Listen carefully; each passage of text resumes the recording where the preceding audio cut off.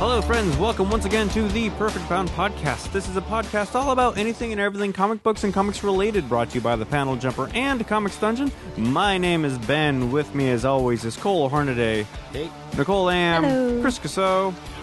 How is everybody? Still great. Still great. After all these years. For all these years. Gosh, it seems All like right. we were just here a couple of minutes Crazy. ago. So, that's funny. It's still crazy after all these years. Who is that? That's not Paul Simon. Billy Joe. Oh, Paul I Simon. do believe right it's there. Paul Simon. I was going to say Hall & Oates, but wait, No, wait, no. I had to go tripping back through my AM radio childhood era. The reason I bring that up is here in Seattle we're having a couple of big concerts coming up tonight. Beyonce is playing CenturyLink Field. Yeah, So, somebody I know I'm Facebook friends with is streaming live right now. streaming live from the Beyonce concert. That Yes. cannot be legal. And the Who were in Portland. The Who were in Portland 2 nights ago. Wow, and Elton John is playing Safeco on Friday. Billy Joel is here this week. Oh, maybe it's Billy Joel I'm Yeah, thinking of. yeah. Piano Man. All right. So, hey, let's we're talking about musicians because it's awesome. Let's start off this episode with a little bit of reader mail. What? I have reader mail here. You mean people are actually watching? Yeah, or listening, or sometimes, when I Very screw up the googly video, they just have to moogly. listen. Oh, man. Get it. So, reader John E. writes, and this is for you two. What was it like when you first started working at a comic shop? Now, we've talked about working in the comic store before, a couple weeks ago. He says, I know it's not an easy job, but when you were offered the position, did you freak out and celebrate? He goes on to say, working at a comic shop has been a dream of mine since I was a kid, but I'd imagine once the curtain is pulled back, it's a world of difference. Now, I know that Chris can speak quite eloquently on that. Let's hear He's been from doing it his whole life. Let's hear from Nicole. Nicole, when you were first offered the job here at the Dungeon, was this your first job in a comic book store? Yes. And when you were offered the job, were you like, I'm over the moon? I was very excited, Yeah. and there was a 'Cause if I sale remember going on correctly, you here. were living And then on she met Cabbage me. and Lichen at the time. You yeah. needed the job. Yeah, I quit my other job because it was awful. It was working at specialties, and I hate them, so Oh, never man. worked there. Those sandwiches are terrible. I walked out. So I decided, what do I want to do that I'm excited about, that I'm going to actually like to go Yeah. to work? Yeah. And I wanted to work at a comic book store. And Cole Hornaday here had connections because he knew Chris Casso. And I put in my resume. They just so happened to need somebody at that time, and I got the job. And I was very excited. But it was also very scary because I'm not one of those people who is a lifelong comic book reader. Right. I dabbled. So I felt a lot of pressure to know a lot of information, to be able to answer all of the questions ever. Because now you're supposed to be an authority. Because I'm supposed to be an authority. And This woman luckily... did her research like you wouldn't believe. I would go visit her in the little studio apartment where she was living at the time, and she would have a stack like this, and I'm like, do you like these books? She's like, doesn't matter. I got to do the research. I got to know what I'm talking about. She only knew the interview right before her was a person who we were the owner and I were just like, so hello, and we were just like, what books do you like? And it's not that we needed like a list or anything. We just tell us that you like a thing. And that person was just like, books. And we're like, what type of books? They're like, comics. I'm like, which ones do you read?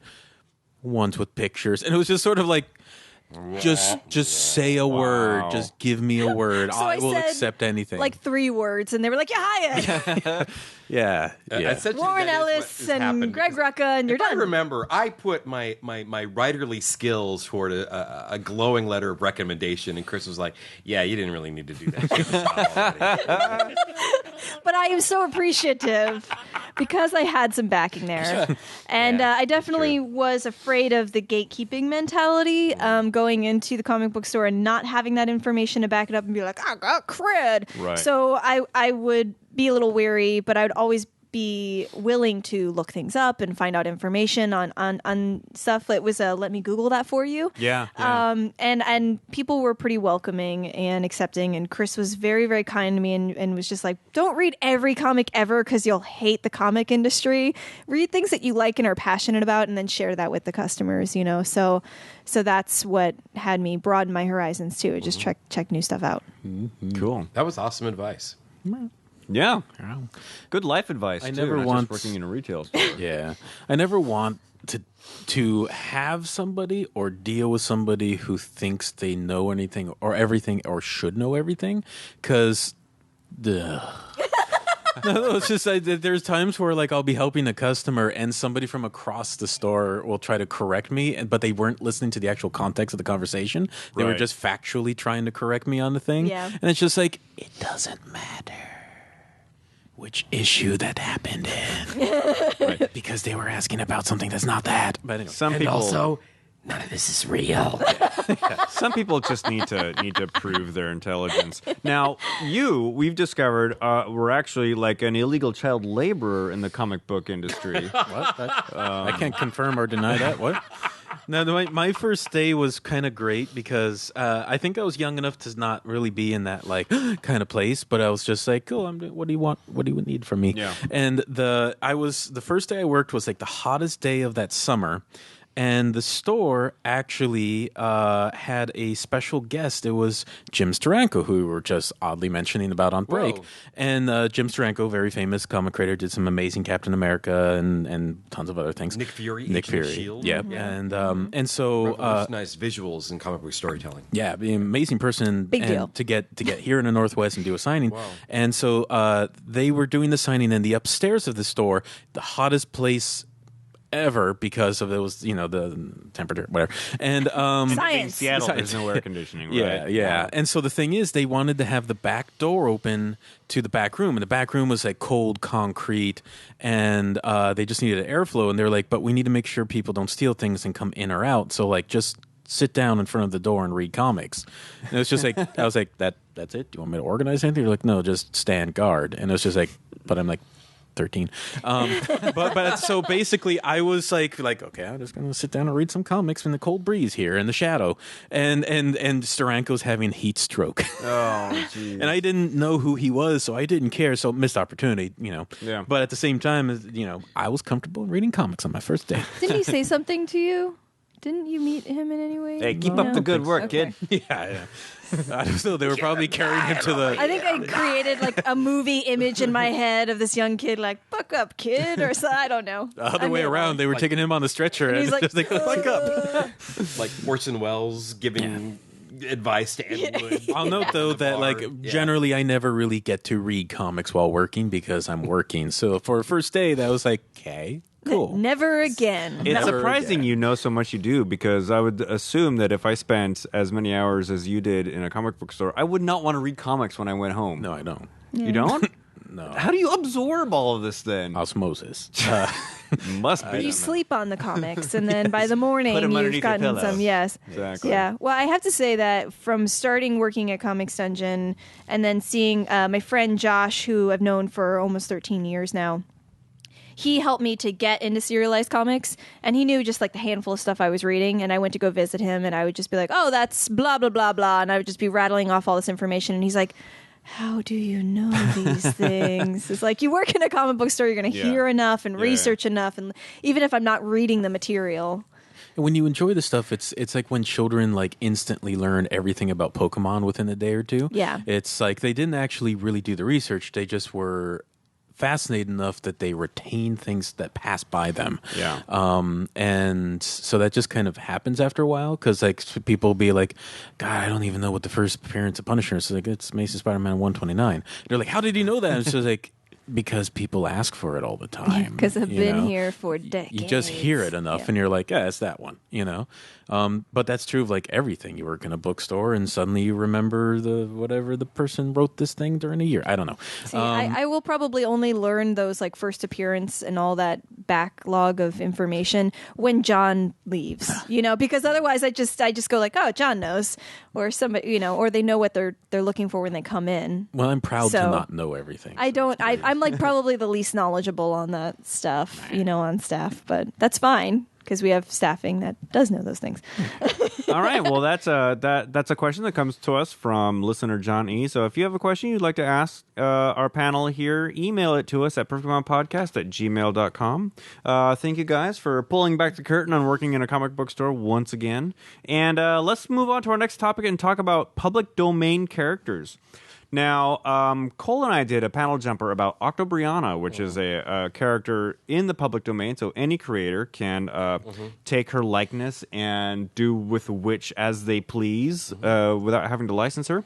What other characters are there in the public domain, and what are some good adaptations of those characters? Well, there are a boatload of superheroes from the 40s, from the Golden Age, that because what we tend to forget is that there were probably more superhero and horror comic books being produced at that time than there are hundreds more on the newsstands than there are now. Am I correct in assuming this? Yeah. And they were most of them were all seat of the pants, fly by night publishers that were just cranking these things out weekly. But in latter days, creators have sort of been fascinated about resurrecting those. In the early aughts, Alex Ross started his company Dynamite. I'm always assuming that was his company. I never got that impression. It's just that they apparently bought his soul at some point. Well, And he does I think every it's called- cover. Yeah, because he does all the covers. But he and Jim Krieger had a hand in the Project Superpowers. And Project Superpowers, those characters were all Golden Age public domain superheroes. And then there was, but I thought it was, and there were tons. There was like the main core series, and there were tons of spin-off solo books, and they were all frighteningly mediocre. Yeah. They all had beautiful stuff is Alex still- Ross covers. That poor guy was working day and night to get those cranked out because Lord knows he can't finish a book. No, I think drawing obscure Golden Age characters is his fetish. So, Yeah, you know. he was Yeah. truly inspired. But I slogged through the first arc of Project Superpowers and was bored to tears.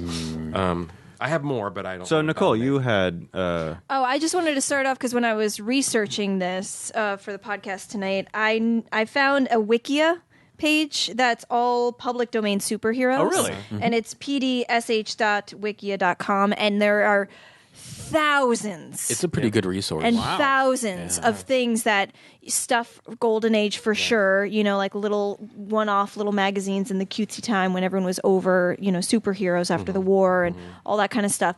And that was it was overwhelming almost to think about, like, I don't even know what to look for, So Well, they were all very much alike. I Yeah. mean, Yeah. there were 1,001 analogs or copies of Superman. Yeah. They were just oh, go ahead. No, you sure? But like you said, they were just tossing them out because of the popularity, and so they would go through these sequences of just kind of like just make a word and have a gender, and they're like Aquaman's Waterman. No, that's taken. That's his name, or the Seaman, Trident Man, they whatever. all had sidekicks. Yeah. all these characters had sidekicks. And then the 80s happened, and that was just all of it. So the thing is, they're amazingly hollow characters Yep. because of the storytelling. They're all archetypes, so that's why the Project Superpowers is useless to me, because they just they're like free characters, just do a thing. And they're going to have nostalgia because somebody who was alive during that period wants to throw money because they remember a character named the Magnet. Well, and Guess his power set. Dynamite's still doing that stuff with the Mask doing it. series and the Shadow and the Shadow, Black Cat and the And then Alan I Moore don't know, did other the things. Terra Obscura books. That's where I was gonna go which with. Actually, and what's interesting is that there are characters that will start to overlap. These public domain characters show up in different people's books, like the Terror or the Black Terror. Yeah. Is in Terra Obscura and Project Superpowers. Yep. Because nobody owns them. So, Yeah. and in Moore's hands, and I think Peter Hogan. Was yeah. and I think Alan Moore's daughter wrote some of them too. She did like the Albion stuff. Yeah. Yeah. Okay. Those were better. Yes. They weren't. Well, they realized what they were. They were hollow, so instead their focus was on creating characters that didn't that played with the idea that they had powers, but it wasn't about. We didn't care that it was the Scarab or the Woman in Red. It was this guy who they kept on being like, "Hey, Bob, well, I'm the Scarab. Yeah, Bob, how about that?" And they just created likable people who happen to have powers and were dealing with weird things. So the Terra Obscura is actually one of my favorite runs, like short runs. That dealt with a bunch of useless characters. But they were miniseries, right? They were like 6-part miniseries. I don't think and were there 2 or 3 of them? I thought there were 2. Because I don't think I finished the second one. But they kind of kept coming back, and I did appreciate that because the whole thing started from Alan Moore's Tom Strong, which was a tribute to like science heroes, like pulp style. Doc Savage. Yeah, and there was a opposite version of Earth on the other side of the solar system, and over there's Tom Strange, and they were in crisis because a Galactus kind of guy showed up, and Tom Strange jumped from planet to planet, like physically jumped without a ship to get to Tom Strong, and then bring him back. But in the time it took to jump from planet to planet, like decades moved along, and all these Golden Age heroes were like either old, dying, or like forgotten. And it was just like a really fun idea. See, well, in the hands of a more imaginative or inspired writer, you can take any just folderol and make it good. Now, the series I really enjoyed, which I don't think everybody got as excited about, that we used public domain characters, was Marvel's The 12, which was written by J. Michael Straczynski and drawn by Chris Weston, who's a marvelous writer. And the only fall down with that is that I think it ran 5 issues, and then it just went on hiatus for like 3 years, which was miserable. Yeah. Then because Straczynski either got petulant with something at Marvel, or he withdrew because of personal issues, not because of. But like Weston, I think, was actually the main problem on that. But then Straczynski was also petulant. So. But ultimately, they finished the series. I mean, it's very typical of how a lot of. It's not an original premise. I mean, these characters were all fighting overseas in World War II and got thrown into suspended animation. Where have we heard this before? And get resurrected But the lovely part of the story was them as a group suffering. I'm sorry, Chris. What did I do to you? No. Sorry, I was just trying to find a way to make a verb of them being frozen, and I was like, they got Steve Rogered. Sorry, I think Which that's is okay fair. because this is all in the Marvel universe. Essentially, they got Roger Dodgered. They got Rogered. Well, as a fun aside, Sorry. Yeah. I don't know. Aside to superheroes, and no, sorry, just mixing it up a little bit here. When I looked at that Wikia page, I found that Bat Boy from Weekly World News of like 1992 or something like that. Who it was this tabloid like fake, Phenomenon. Spider Woman found in Arizona or something like that. Yeah. It's just this sensational, silly stuff that was fun. I fell in love with Batboy. He was like this. It was just a picture of this kid who was like. Yeah, and he had like pointy ears. He was like in like a iconic Scream kind of face. Yeah. Always loved him. And Peter Bagg actually did a comic book featuring Batboy at one Inspired by the point. Weekly World And because News it's technically a public domain. Yeah. So he pulled it and did something really silly with it. And Because I know there was also a musical. there is also a musical. So that's just a weird aside of like there's so much public domain stuff that you could pull from all these weird avenues, not just superheroes, but something like that. And technically Frankenstein and Dracula. Yeah, they're technically Yes. Yeah. So Yeah. everybody has one. Everybody has a Hercules. right. It's just different levels of douchiness to that Hercules. Yeah. The Marvel Hercules, pretty good guy. Right. The DC Hercules, no. Yeah, and like I guess all the Thor and the mythology and all those kind of characters. So yeah. But I just thought that was interesting. Like what, Batboy? Then Lots there's in the the past. weird thing that happened with DC and Fawcett Comics when it came to Shazam and Captain Marvel. Right. There was a DC sued the pants off of Fawcett back in the 50s because they thought that Captain Marvel was a copy of their property Superman, and they won the suit. I believe they won the suit. I forget that stuff. And eventually, and after the Litigation. 50s, when the superhero, following the golden age of superheroes, when the popularity of superheroes died off, DC kept plugging along, but Fawcett gave up, And there was a time period in the 70s where they lost the rights to the name Captain Marvel, and Marvel Comics snatched it up. Right.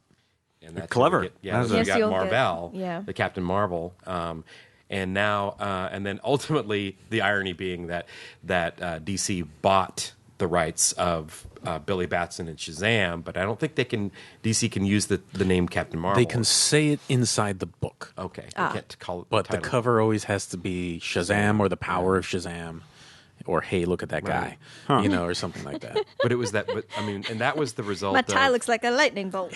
Was that not the result of Marvel domain-ish? Yeah, falling into public domain. I think so. Yeah. But I never researched too heavily Okay, into that. all right. Whenever it gets to I skimmed my research, and I maybe. I made it a point to read too much about the Miracle Man stuff, and now I never want to know about comic litigation ever again. Well, and that was next on my list was it's so painful. Miracle Man, Marvel Man Marvel was Man. just a boring Golden Age. British. Oh, it's terrible. Just terrible copy of Superman And Captain Marvel. Yeah. And then again in the hands of in the 80s in the hands of a gifted writer of Alan Moore and Neil Gaiman, turn this character into. At the time, something really clever. What's funny to think about all this public domain stuff is just like, so archetypes are pretty basic, across the board. It's just so difficult to come up with a new name that's actually good. So, like, even the Supreme, look at that. Alan Moore made Supreme worthwhile, but Supreme's just Superman. So it's just that there are just not that many good names to be had anymore. You got to go like so far off to create like the Plutonian or something like that to make another archetype for Superman. And it's just sort of like, okay, here's another one, But what makes a public domain character worth fighting over? I mean, we have tons of these characters that no one gave a rip about for a generation and a half, and then, boom. What do you call it? Fighting over? Because, like you said, Well, everybody can do it. I guess I'm thinking in terms of the Miracle Man litigation that stuff, one. which Yeah. just got so ridiculous. They were fighting over the right to print Alan Moore, which is like printing money, point. Always comes and back Neil to Gaiman. money. And Neil Gaiman. Yeah. Yeah. So Yep. Yep. Everybody wants it. That's why it's called money. What was the Jeff Parker series with the white explorer guy? I for some reason, I'm blanking on it. part of Agents of Atlas. Atlas. Not Agents of Atlas. It was a Dynamite series that he did for like 15 issues. White Oh, Explorer. Flash Gordon. Flash Gordon. Thank you. That white explorer guy. Yeah, with Flash Gordon. Yeah. Thank King of the you. Impossible. It's good. That's Yeah. all. But he's not Okay. public domain. he's not. He's not. I think he's a family estate. Shadow, Doc Savage, so Dynamite's got those guys that they're paying for. But they also that's why have Dynamite's always in the pull corner, from- like public domain, public domain. Okay. We don't have to pay for a property. I just figured they were pretty much all public domain because cheap. That's I don't deceptive because they have characters like the Green Hornet, the Shadow, Yeah. that are old, Golden Age or earlier radio age, Right. Golden Age of radio characters that they're utilizing. That I think they still are. They're actually paying some kind of royalty on, but they're not characters that are in public demand. Right. They may not be Yeah, in public they- domain, but they're not in demand. Right. See what I did Some there?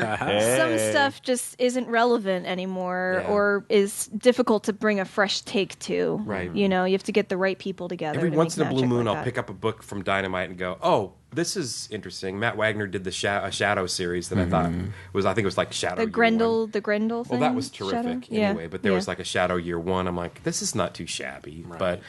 But for every one of those, there's like 3 dozen that I just want to, Yeah, totally. They saturate. I just Yeah. want to recycle because they're so dreary. Yeah. All right. Public domain characters. They're out there. If you're a creator, There's a ton of them. pick Go one to up. that Wikia page Go to and that make your Wikia own page. webcomic. Yeah, Or, man. hey, watch our episode devoted to Octobriana. Be inspired. Tell us some Octobriana stories. We'd love to hear Send them. us the link at perfectboundpodcast@gmail.com. Thepaneljumper.com is where you can find the Octobriana episode. Let's move on to book report, everybody, and let's start with Chris. What do you want to talk about this week? I would like to talk about Human Body Theater, the all-singing, all-dancing anatomy extravaganza. Again, another book from First Second Press, which they do fantastic all-ages material. It's by Maris Wicks, and she is absolutely charming. And she does a lot of science comics. She was the illustrator to the book Primates, which was all about Jane Goodall. Jane Good. Yeah. Goodall. And it's an apes. So it's an incredibly dense book of education and science. It's for learning. It's every aspect of the human body, and it's being narrated by a skeleton who slowly gets like more muscles and body parts and interior organs, and you get like little happy faces on apples as they're getting eaten, and then like the brain is all sassy. It's just Does the skeleton become a person by the end of the book? I'm a real boy. I think it becomes Maris Wicks. Yeah. Oh, woman, rather. Sorry. Yeah. So it's just really fun. It's super inclusive. It's very educational. It will take all of your children's time to go through it. Yeah, that's a dense book. It's dense. There. Yeah. Is she doing those science books that have been recently Yep. coming out? So The there's new one, Coral Reefs, just came out. amazing wave of these science comics coming out for all ages. Fantastic, great colors, great animations. Look inside the skin. Yeah, so it's not just like, hey, comics. It's also a learning. It's engaging. It's fun. Yeah. It's so cool. And it's only $14.99, and I mean, it took me forever to read this. It's a lot of content. It's a lot of content, and it actually, like, I started feeling bad that I forgot things that I learned years ago. Oh, as an In your adult, high you were school like, That's oh, how- yeah. That's how babies are made. Okay. Oh yeah. That's what mitochondria That's all we really is. needed to learn anyway. This is why you get pimples, and this is how babies are made. all things high Air is schoolers should important. know. All right. Oh, and arrows. Sometimes food Human Body Theater, Maris Wicks. by All right. Maris Wicks. I just love Thanks, the Chris. title. I love very the title. cute. It's great. All right, Nicole, what do you want to talk about this week? I want to talk about Black Panther number 2. All right. Well, I don't know if I want to talk about it. I just Let's want to talk say about Wakanda. Why? Wakanda. Why? Wakanda why? Why? Hashtag Wakanda why? Wakanda. It's so I. Just for the record, Why do you hate me so? Bad joke theater here I today. serenade you because I love you. Anyway, Nicole, you were saying okay. So I love this title. What time is it? We hit the punch zone. Yeah, it's almost 10:30. yeah. Sorry, Nicole. Keep going. I love this title. I Yeah. just want to say that. I love this title. Somebody had, one of our listeners, Joe Trahan, he made mention that when you reviewed number 1, he Yes. agreed with you a lot. And he also noted that Black Panther's not very prevalent. Like, if you had never read a Black Panther Right. comic, you don't really get his deal. Because it is building off of other things. Mm-hmm. And when I read this, I'm getting a bit more, but there's multiple storylines happening in this. And so it's like, here's this bit about, the Dora... God, I always say that wrong. It's the warrior ladies that are lovers, and Okay. they're doing their own thing. And then there's also the socio-political stuff, and they're, certain little guerrilla groups are taking over certain areas and taking care of the people, which is then having them be more dissent towards the government. And Black Panther is dealing with the guilt of his sister dying, who she was Black Panther, and you don't really get that story. You just know that he's dealing with that. And so it's just it's intense, it's emotional, it's really great, but it's also just Wakanda. Why? Why can't we have a good day? Just one good day, guys. All right. Panther number 2. I haven't read it yet, so it's going where we want it to go. Except for I the don't know. except you were weeping for Wakanda. So I'm so sad. Don't cry for me, Wakanda. I think we were all going so there. you get crabby with me. Anyway, You gotta go, Evita. read Black Panther, but also Yes. prepare that there might be tears. Okay. So there's feels. All right. Tears. Thanks, Nicole. Cole Hornaday, what do you got for Well, us? I read there's a collected edition I'm of. tearing right now. Continue. Really? Do you need a tissue? It's fine. Do you need It's a tissue? I'll give you a topic. Amadeus Cho as Hulk. Discuss. The Civil War was neither civil nor a war. For all you youngsters, SNL. Amadeus, There you go. Amadeus Cho, Classic Mike Genius Myers at Work. character. This is a collection of really. Is it my turn yet? Or is this all payback for the last 60 plus episodes where I kept walking on everybody? Jeez. So this is a collection of previously printed material. Nice cardstock cover.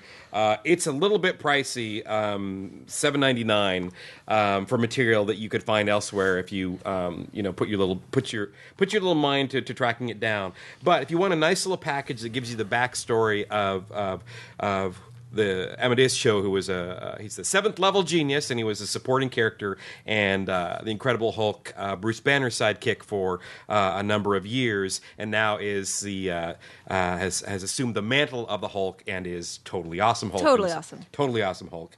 Great hair. Which is a book that I'm thoroughly enjoying. This is worth reading. I've always been a fan of Greg Pak's storytelling. I think my only issue with this is that the artwork is, because they're poaching from different sources and sort of giving you background, and they're also plucking these stories out of other through lines, plot lines. It's a little bit jarring, but also you've got 1, 2, 3, 4 different artist interpretations of how Amadeus is represented, which it goes from Takeshi Miyazawa's style, which is very manga-like, to Gary Frank, who I think is one of the most brilliant illustrators on the face of the planet, and then Rodney Buscemi, who I don't really know that well. That's my only complaint, other than the fact that, if you put your mind to it, you could probably find a lot of these books in a dollar bin somewhere. But if you want to save some time and you are caught up in the fun that is Totally Awesome Hulk, this is worth your time. Rock on. All right. Well, thanks, Cole. And that's Book Report. But before we go, I want to tell you that Perfect Bound Podcast is brought to you by The Panel Jumper. You can see everything that Cole Hornaday and I do at thepaneljumper.com. And Comics Dungeon here at 319 Northeast 45th Street here in beautiful downtown Wallingford. Or 24 hours a day, 7 days a week at comicsdungeon.com. Send us an email at perfectboundpodcast@gmail.com. Subscribe to us any way you like your podcasts subscribed at perfectboundpodcast.com. All the .coms, and now all the .coms all the time. ChrisCasso.com. Put your quiz hats on, everybody. It's quiztime.com. Lay it on us, Chris. So this one is about henchmen. It's titled, Are They Eligible for Cobra Insurance? Oh, I see what you did there. Yeah. I'm I sorry. love it. Cobra. Okay, so first one. Deadpool had a friend / sidekick / meat shield who was a disenfranchised Hydra agent. What was his name? Frank? Hank? What is his name? John, Steve, Joe. Bob, agent of Hydra. There you go, Bob. It was one of those Didn't guys. Bob get his own Almost book? He got like during a the one Secret shot. Wars? Yeah, I actually read Hank. that. Oh, see, that's who I'm thinking of. Oh, were Never they mind. friends though? No, sadly. Next, the Mighty Monarch from the Venture Brothers employed two geeky yet surprisingly competent henchmen. What were their designations? 24 Yes. and 19. Ah, I can't remember. 12. I have 12. no idea. 21. Oh. Dun, dun, dun, dun, dun. I love it. One sounded like Ray Romano. Doo-doo. Next one. This terrorist... Mom, get the dog off me! Okay. This Mom, call Lady back! Down, boy! That was good. Okay. This terrorist off-branch of Hydra requires its members to at least have a master's degrees, if not a PhD, in some area of science, mathematics, or business. Name the terrorist organization. AIM. Advanced Idea Mechanics. Yeah, is that where Mechanics. the beekeeper? The beekeepers, yeah. Yes. These ninja henchmen, who often fight Daredevil, tend to turn to dust for easy cleanup after a fight. Who are they? The hand. Bonus, what other ninja clan in comics and cartoons was created as a tribute? The foot. Yeah, I knew you already knew that. Teenage Nice. Mutant Ninja Before the show, he already settled that. I'm like, Yeah. wow. Well, but Teenage I've also been thinking, because I think I want to devote some Panel Jumper episode to those stories. So Cool. I've been kind of pursuing that. Just I'm at the thinking out loud In the stage. weeds. In the weeds. Last one. Members of this mercenary organization, Foxhound, got a lot of really cool nicknames, such as Revolver Ocelot, Psycho Mantis, Sniper Wolf, and my favorite, Decoy Octopus. What franchise are they from? Metal Gear Solid. Yeah. All And I don't right. even play video games, and I knew that. Yeah. That's that. terrible. Well, that's great knowledge. Thank you, Chris. That's our show. Thank you for listening and or watching, and we will see you next week. Woot.